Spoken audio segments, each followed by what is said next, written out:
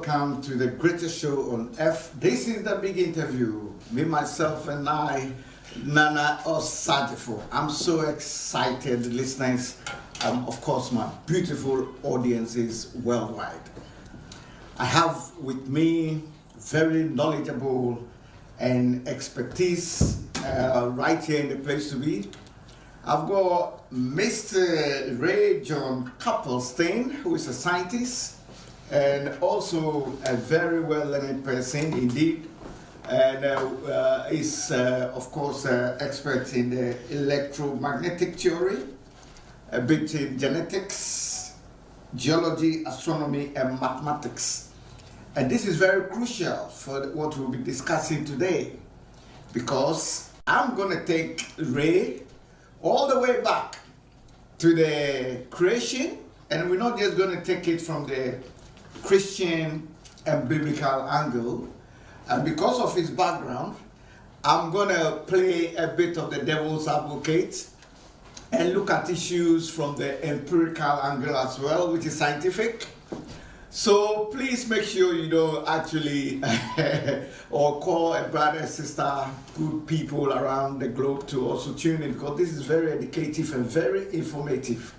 We'll be looking at the Big Bang, and of course where other school of thoughts believe that the world or creation began from the Big Bang. That is talking about science with empirical evidence and stuff. And then we'll be looking at creation from the Christian angle, where God, said, let there be light, and there was light, and then the creation of Adam and all the rest, taking the rib of Adam to create Eve. We'll be trying to make some sense and come to some compromise. Very interesting discussion, and I'm grateful to have Ray here. We'll also be looking beyond the Big Bang and look at the dark matter and the dark energy, and look at the cosmic inflation. And we are so grateful Ray John also has knowledge and interest in the field of geology, astronomy, mathematics. So this is exciting. So welcome to the show, Ray. How you doing? Thank you. It's a pleasure to have you on the show. I think you do me far greater honor than I deserve. You know, Ray is just trying to be humble, you know. He deserves all the accolades right here, the place to be. All right, let me go to my beautiful lady Anna, right here with me. And Anna is a very highly educated specialist in education and covers a lot of fields. She's also a very strong Christian, so which will make this conversation a unique and interesting one indeed. So Anna, welcome to the show. Oh, well, thank you so much. Thank you for having us here, me here. Yes, great stuff. Yeah, Ray, let me start with you, Ray. But I know it's ladies first. Today we'll make it men first. Because you know the ladies have been taking the world over now, and we the men have been pushed back. Let's challenge them a bit and see if we can succeed. They are very powerful, you know. Ray, creation. We'll be talking about creation and evolution. And make sure you comment, you also like, you subscribe, okay, and share, which is very important, because this is very, very educative and very informative. So Ray, let's go straight to the issues. From the empirical angle, scientific angle, we've got, school of thoughts that believe that, creation started with the Big Bang. And then we also have beyond the Big Bang, where scientists have gone beyond the Big Bang and realized that there are more scientific stuff, especially when you look at the latest US satellite that they've sent to space, which has been able to go beyond the Big Bang.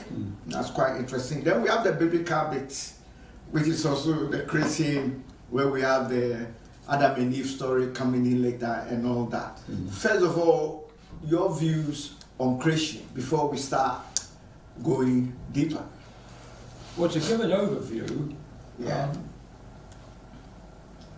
my background generally in this field of creation science, my education is quite broad, so I've got some familiarity with different areas of creation science, which includes genetics and geology, astronomy and so on. I've got some appreciation of that, and I follow experts who know more of these things than I do. I follow their work, and I try to form my own opinion as to what the situation is. Of course, one's aware of not just what the creation scientists are saying, and some of these are very highly qualified people, but also what the evolutionists are saying, the orthodox astronomers.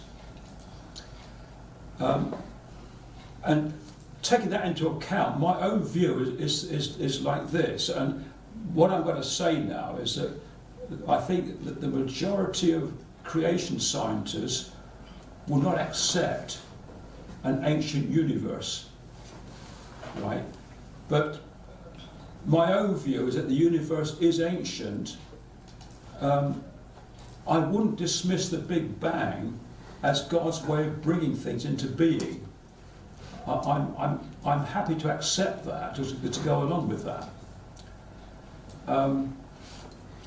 But of course, it is a mystery to even the professionals with regard to dark energy, dark matter. These are things that are postulated or hypothesized, and they just don't know. We know that at the moment man cannot explain the nature and the history of the universe. And so my own view is to go along with the general Big Bang theory and the 13 billion year span of the universe. I can go along with that. I don't see any serious theological problem with that, and it is a secondary thing when we compare it with the fact of life on Earth. This is where we come to the very heart of the matter. It's life on Earth. How do we get here? Is it by creation or evolution? And I think that's more important than discussing the age of the universe. So the view I have, God made the universe, that he created the angels. There was an angelic era, and there was a rebellion in heaven when Satan rebelled, or Lucifer rebelled, and there was he led many angels to follow him, and in due course God decided to make an inferior being, which is us, lower than the angels. And it's through this, through us, through man, that God will reveal his character, his character as the lawgiver, and his attribute of love, of perfect love. So that's my overview. And of course, we're heading to a situation where there's going to be a new heaven and a new earth, and we go into the eternal life. All right, thank you so much, Ray. So that's the Ray's overview. We've got the creation from the empirical angle, a bit of the Big Bang, his view on that. Also looking at it, I think from the Christian angle, that's where the angels comes in, and then Yes. The human creation. Yes. We'll look at that deeper. Yeah. Let me switch my attention to, but before I go to Anna, what about the evolution itself? Because we've touched on the empirical science bit, the Big Bang bit. We've also looked at the angelic bit. Okay. What about the evolution? How are you going to link it with? Are you going to actually align the evolution to the Christian angelic bit, or align the evolution to the Big Bang bit? I think that the central issue really of creation science is really, how did life get here? Biological life, us. How do we get here? Now, of course, the evolutionists or the atheists would say it's a matter of random events somehow assembling molecules which somehow assemble together to make various macromolecules, large molecules. They got together, they formed a living cell. And once you've got a living cell, you could say that natural selection can work on that. That's interesting. So basically, we'll come back to that. And then I'm also going to delve a bit into Darwin, because we know when it comes to science, especially life and biology, Darwin will say maybe is the father of evolution. We'll look at that later on. Let me go to Lady Anna. Anna, this is an interesting topic indeed, spans a very wide area. Of course, So I think I'll take you on your overview with creation, just briefly before. Well, my overview, I agree in what Ray was saying. Right. So I don't agree with the law of evolution. But what I feel and what I believe is that we were born from God. He created the angels, He created us, and from then on you just grow and do what God wants us to do if we follow it. So this is my main general idea about the creation. We are created by God to be here and to go to Him again. All right, that's interesting. That's coming from Lady Anna. Once again, if you are watching us, we are ABL Television live from the heart of the city of London, around the global world. I'm with Ray John, of course, a very, very well experienced educationist and a very expert in various fields. And then I have Lady. Ray's laughing. Because you say so good things and beautiful things about yes. And he thinks, I believe that I can see in his mind is saying, oh, he's probably you are doing too much, talking too much about my beautiful qualities. I'm just glad that the lines of evolution aren't here to tear me apart. All right, so interesting stuff. Don't forget once again to, of course, subscribe, okay, ABL Television, and like, share, and comment. We need your comment because this topic tends to be shared aside, and normally people don't like to talk about it. Today I have the opportunity to have these learned people here. We look at it from all angles, like I said earlier on. And we are going to have part 1, part 2, part 3 as we go on, because it's a vast area. So we can't just use one day to finish it. So make sure you share it, and make sure anytime we come on, you get the click, and then you can enjoy the program. Okay, Ray. So that's an interesting topic. Looking at the overview that you've given us, I'm going to try and play the devil's advocate a bit so that we will be able to not limit ourselves to questions that. So people might ask, well, who is God? God that had been attributed to creation and all that. So who is then that God that created? Because this is a question people want to ask. Some people are afraid to ask, especially from the Christian angle. It's forbidding to even question God. That is a taboo, especially when you come to the African Christianity. There's some kind of, fear that has been, but over here in the West, you have to have an open mind, question more. So what would you say? The God that created everything, how did that come to be, and who is that God? I think God is best. The briefest description of God is in Yahweh, which is the I am, and that means He's self-existent. He has no beginning and no end. He's eternal, and that, of course, is something we can't really grasp. That we think of, our universe, we say, has a beginning. Well, that might make sense, and maybe it has an end. But of course, you can always say, before the beginning, what was there? And these are questions we can't answer. But with God, the Christian view is that God is eternal. He's of a different order of existence from us in time. He is not limited by space and time.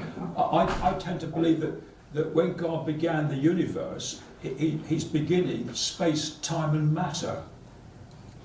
Before the universe was, God is. God is. Yeah. He's the Yahweh.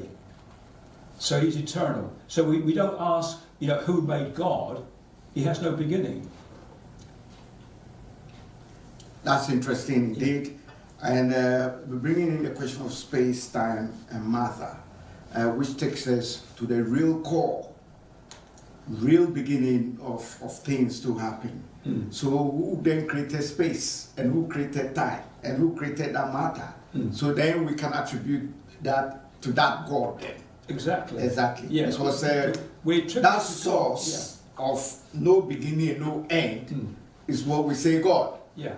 And so when we say that, then it means that school of thoughts then have also come in with various religions and various theories from when they want to take, the beginning of creation. Interesting. Along the line, you did mention that when probably the beginning of things and before cells came into being, there must be the necessary elements, or atoms that came together to really form those cells. So my question to you is that the biogen that created the cell, must be the necessary elements that, let's say, when we take water, which is H2O, hydrogen and then oxygen, one molecule of hydrogen, 2 molecules of oxygen, forms water. The same with the living cell. So the biogens of the cell might have come from somewhere, which is still about creation. Yes. Right? So that biogen then came to be, and with the right conditions, living cells started to emanate. Are you getting where we are trying to find the source of creation? Yes. And having discussed or talked about the overviews that we are discussing now, you said what matters is how did we living beings came to be. Yes. Which is quite interesting. Yeah. So how do we get the biogens, the right biogens, to get the living cells? And how did we also get the various formats of human beings? The frog, the cattle, the human being? Yeah. That's an interesting. What's your take on that? I think the origin of the cell is really the evolutionist's main problem. Because the cell, the first cell that could be self-replicating, right? If you've got a single cell and it can reproduce, and when it reproduces, you can get perhaps mutations in the genes, and then of the variety of the next generation, so to speak, there are some more fit than others. Some will survive better, and they will go on and mutate and so on. And so you can get a progress in cellular life. They then might link together to make bigger creatures, you might say, and then they go on to develop into larger animals and so on. That's a general view of evolution. But the fundamental problem is, where did that first cell come from? Because the first cell is extremely complicated, extremely. And some years ago, I did a simple calculation as a footnote to one of my vicar's sermons. That's my vicar Darlington. And he mentioned this idea of the monkey typist. Have you heard of that? Yeah. where a monkey... That's a typical Darwinian... Yeah, yes. you can type out something by chance. He hasn't got a brain, you see. He's not intelligent, so he types anything. And by chance, they would say, well, he could produce the works of Shakespeare by chance. Well, it's a nonsense, really, but my vicar mentioned that in explaining the absurdity of random processes producing us. Yeah. I did a calculation regarding a protein, because in our body we've got many proteins. Right. A protein is a string of what's called amino acids linked together. Amino acids, yeah. Yeah. And I did a calculation. This is not just me. Many have done things like this. And I worked out the probability of getting a particular protein. Yeah. Now, if the whole universe is made, I'm leaving aside the monkey at the moment, but if we take the whole universe and it's Right. made of substances suitable to make protein molecules, right? And in 1 second, the whole universe forms protein molecules. In 1 second, right? You then look for the one you want, the specific one. Right? That started it all. And if you don't find it, you break it apart and try again the next second. And then if you don't find it, you break it apart and try again. You keep going. Now, I can't remember the exact figures for this, but to have an even chance of finding just that one molecule, that special molecule in the whole universe, doing it 1 second at a time, having a new go every second, you would need something like, well over 10 to the power of 100 universe ages. Oh dear. More than the light years. It's time rather I mean, light years distance, in fact. Yeah. But to get it takes that kind of time. Now, what it's showing is, of course, we wouldn't have been formed in that way, but it just gives you an idea of how unlikely random processes are to produce organised matter. Yeah. Also, those same random processes can also destroy order. So you get order being formed, but then the same process, it can destroy it. So you may get to a point where there's sort of a balance, and you've got a certain very, very minimal degree of order, and it never proceeds beyond that. Right. That's interesting. That's the evolutionist problem, Yes. really. So a lot of people also doubt the evolution. So it's not actually accepted like as the main source of creation, really. You know, I mean, Darwin did his bits, but I'm sure there has been holes that have been punched into his theories a lot. I say hypothesis or theories, whichever way. Let me go to Lady Anna. It's quite interesting, Anna. It is. Quite interesting.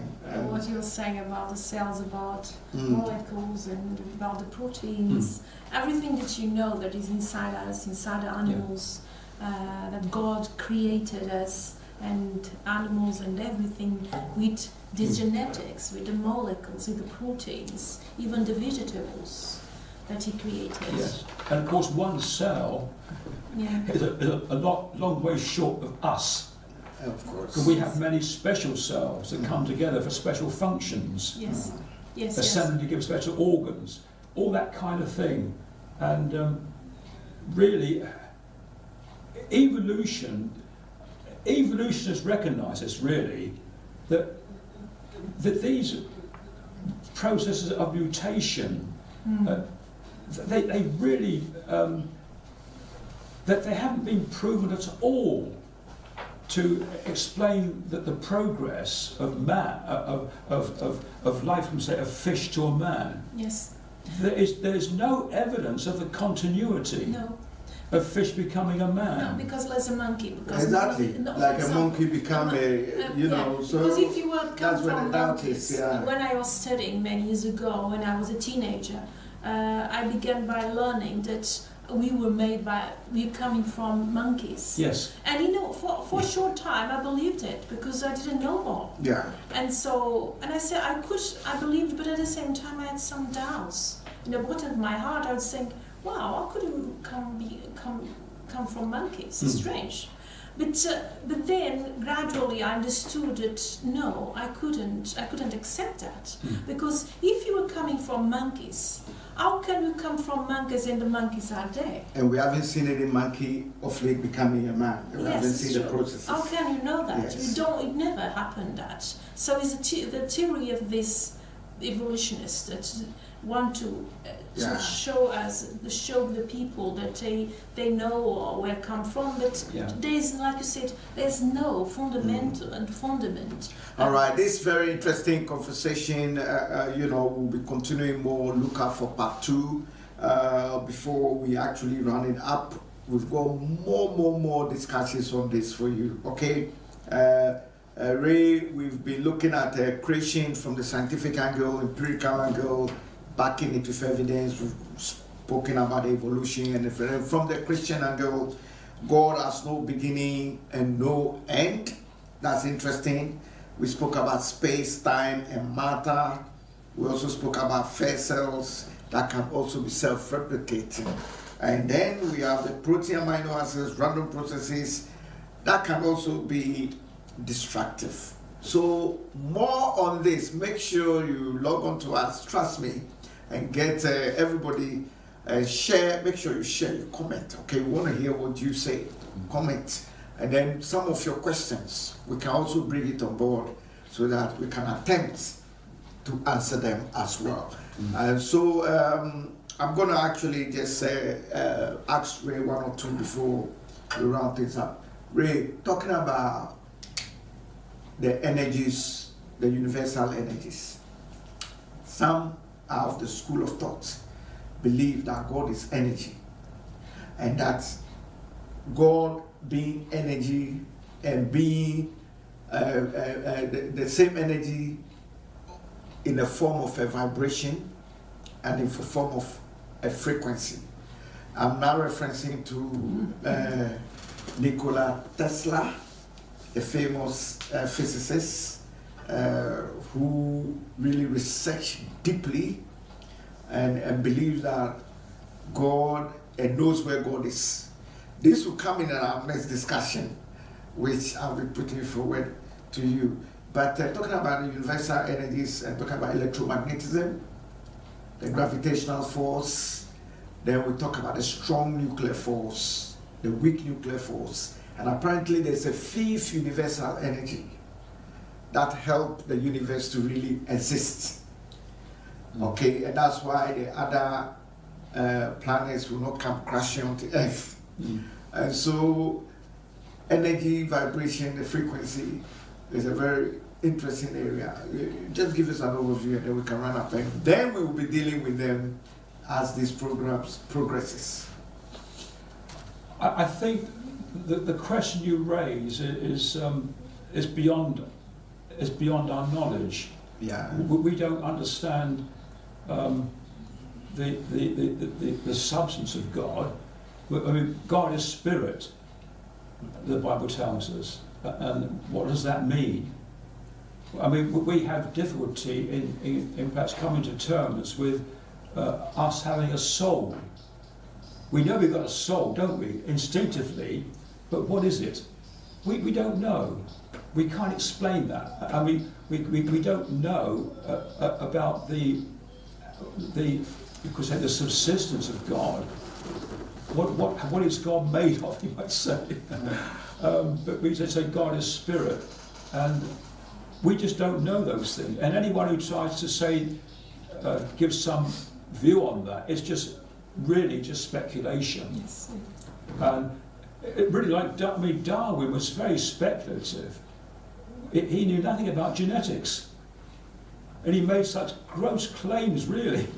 He did, yeah. For things that it was just outside his field of knowledge. And of course, when man lacks knowledge, what happens? He starts to speculate and he guesses. And unfortunately, those guesses tend to become mainstream belief, Right. Yes. but it's got no foundation. Absolutely. On that note, once again, you are watching us on ABL Television with Ray John, Lady Anna, and so I'll give the final words to them briefly, and then look out for our next episode indeed. Let me go straight ladies first this time, because when we began, we the men took over the mental. So let me give that honor to the ladies first. Anna, would you just give us your final words? Well, I just go back to what I was saying, and from the beginning, God is the only creator. God is the only one who knows everything. So many things like scientists or evolutionists, atheists, anyone can speculate, can say anything, and can try to find things, but they will never find everything completely and totally, because the only one who knows is God. Ray? Yeah, I think that the safest thing is just to take the Bible at face value. Mm-hmm. That's what I would say. When it speaks about the creation week and so on, I take it at face value, Mm-hmm. because we might say, how can he do that? Well, we say God's almighty. If he's almighty, why can't he do it? Yes. So I take it at face value, and then what came from that original creation, from Adam and all the animals down to today, we can discuss that in terms of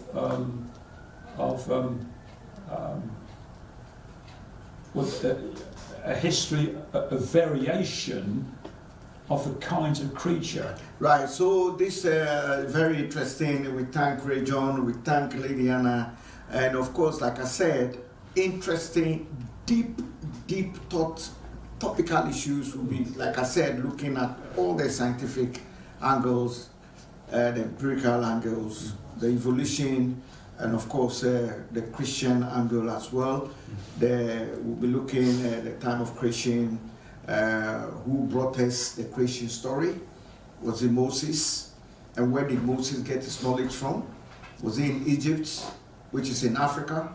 And so did Moses get his knowledge from Africa? And then we'll then descend down, interesting stuff. And thank you so much for watching us. Once again, share, like, and of course, subscribe and comment. Thank you for watching Nana OSAG4. Thank you so much. Thank you so Okay. much. Thank you, brother. Thank you.